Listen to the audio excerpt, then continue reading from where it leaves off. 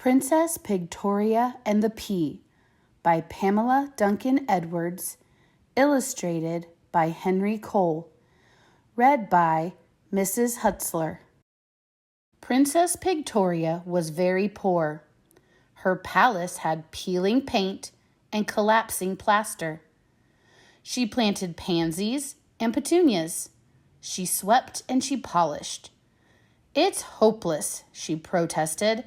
"My palace looks like a pigsty. If only I had enough pennies to have it painted." One day, Princess Pigtoria read a personal ad in the paper. Wanted, a proper princess to become the bride of Prince Proudfoot of Porksville. Princesses must apply in person. "If I married the prince," pondered Pigtoria, "perhaps he would help me make my palace pretty again." So Pigtoria departed for Porksville. Presently, Pigtoria stood in the portal of Prince Proudfoot's palace. She pounded on the door. A page led her into the presence of the prince. "So you are applying to be my bride," said Prince Proudfoot. "I am very particular. Only a perfect princess will do for someone as important as me. And you're not at all punctual. It's past supper time."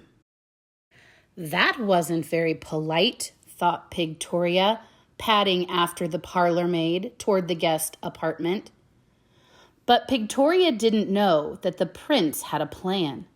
He had placed a pea under her pillows.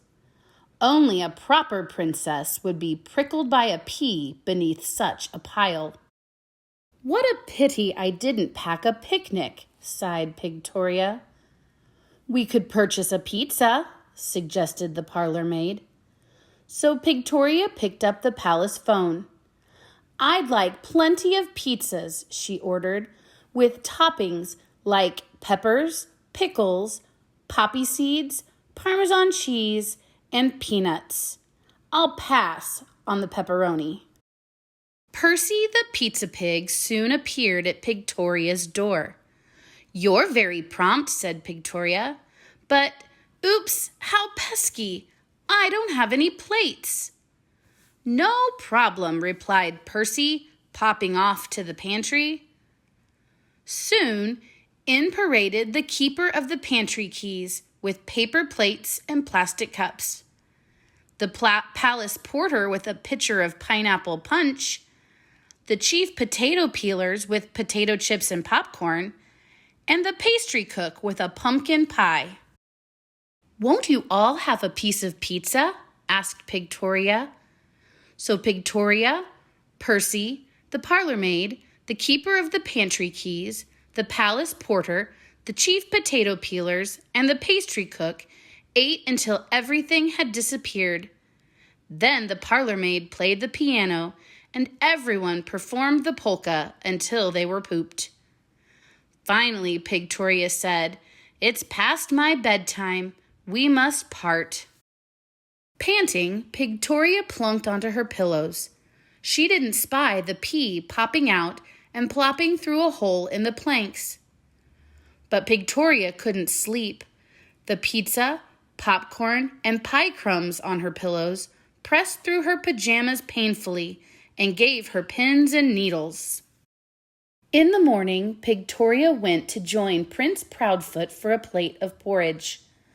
"I slept pitifully," complained Pigtoria. "I have purple patches everywhere." "Splendid!" cried the prince.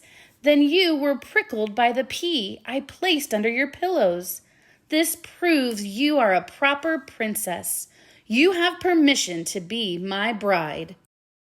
"You put a pea under my pillows?" exploded Pigtoria. "I am not impressed.